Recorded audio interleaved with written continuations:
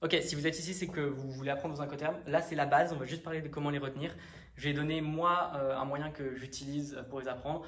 On n'ira pas plus loin, ça sera dans les vidéos suivantes où on commencera les calculs. Donc, pour apprendre ces incoterms, moi, ce que je vous conseille de faire vraiment avant chaque devoir, c'est vous poser et vous réécrivez ce que je m'apprête à vous écrire au tableau. En fait, va vous aider tout au long du devoir, vous éviter de paniquer ou d'oublier quoi que ce soit.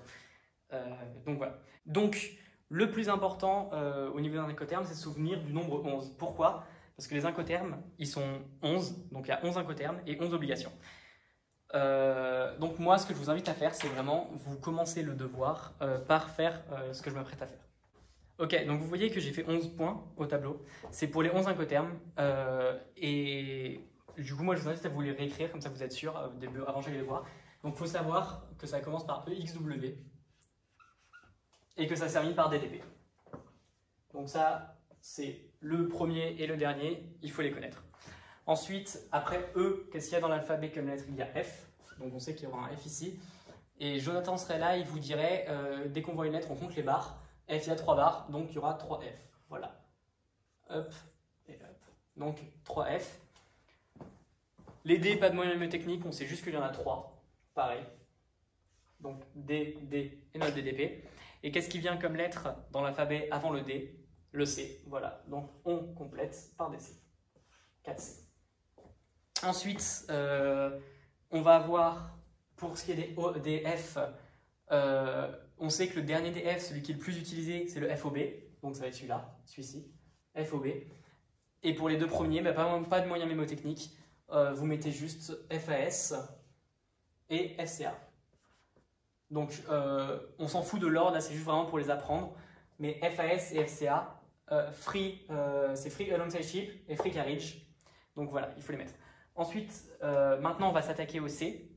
Donc moi, le moyen mémotechnique que je sais, c'est que je sais que les deux C d'abord sont chelous et les deux suivants ont un I. Donc je commence par mettre les I. Donc on sait qu'on va avoir C, C, CI, CI et voilà. Ok, donc comment on fait pour savoir quelle lettre on va mettre après les C? C'est simple, je ne sais pas si vous connaissez SFR. Et ben voilà, moi c'est comme ça que je me souviens. CFR, SFR. Et je ne sais pas si vous avez déjà essayé SFR, mais ce réseau il est pété. Vraiment, il est éclaté. Donc voilà, c'est comme ça que je me souviens. CFR, et ben c'est pété. Voilà. C'est tout nul, mais c'est SFR, c'est pété, c'est mon moyen mnémotechnique. Et du coup, on va au suivant qui lui correspond. CFR, donc ça sera CIF. CPT, CIP. Ensuite, pour les D, pas vraiment de moyen mnémotechnique pour ça. On sait juste que le D, attention, il a été rajouté cette année, en 2020, donc c'est DPU. Voilà, comme si le Covid ça ne suffisait pas, il nous change notre épreuve de GOIE. Et pour le suivant, celui qui nous reste, c'est le dernier, donc DAP. Donc voilà, donc je vous invite vraiment à vous poser et à écrire ces incoterms le jour de l'examen. 5 minutes avant l'épreuve, vous aurez largement le temps. Voilà. Ensuite, pour la suite, moi ce que je fais, c'est que enfin vraiment ce que je fais et ce que je trouve mieux, c'est que je me raconte une petite histoire. Donc je vais vous la raconter tout de suite. En gros, pour vous résumer l'histoire de Bob, Bob c'est un mec qui va faire sa valise, la mettre dans le taxi. Avec le taxi, il va aller jusqu'à l'aéroport pour montrer son passeport pour avoir le droit de monter dans l'avion. Une fois qu'il a monté dans l'avion, l'avion décolle et il vole, c'est son transport principal. Suite à cela, il va payer son assurance pendant le transport parce que c'est à ce moment-là qu'on la paye. Puis sortir de l'avion, montrer son passeport pour se le faire tamponner à l'arrivée, prendre le taxi jusqu'à son hôtel et à son hôtel, déchargement, c'est la dernière étape, c'est la 11e étape, c'est là qu'il est heureux, il est en vacances. Voilà, alors là vous voyez ce tableau, c'est les 11 incoterms dans l'ordre que je vous ai donné et les 11 étapes dans l'ordre du voyage de Bob.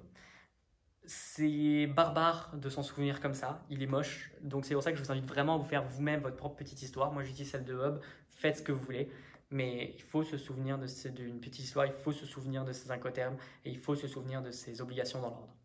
Voilà, donc maintenant la vidéo suivante, ça sera sur tout ce qui est calcul, etc. Là on s'est concentré vraiment d'apprendre les incoterms. Je vous invite à bien regarder le tableau, vous pouvez le télécharger pour les exercices que vous faites en cours pour bien vous entraîner et vous allez voir si vous êtes capable de retenir ce tableau avec une petite histoire et en vous souvenant de l'ordre des incoterms et en refaisant ça avant les devoirs, vous allez tout cartonner.